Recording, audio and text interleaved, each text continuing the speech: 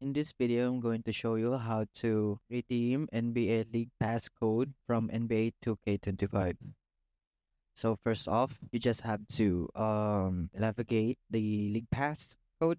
So you just have for faster navigation, you just have to search NBA 2K25 League Pass. And as you can see here, this is where you get their NBA League Pass, and these are all the instructions in League Pass pack.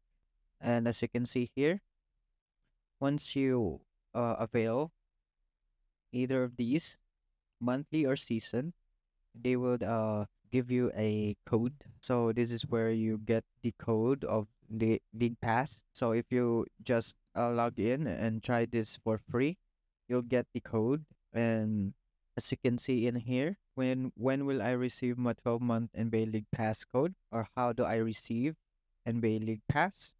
So as you can see, codes, so you can expect to receive your NBA League Pass code with 3 days of installing the digital edition of the NBA 2K25 Hall of Fame edition and redeeming your NBA 2K25 Hall of Edition bonus content.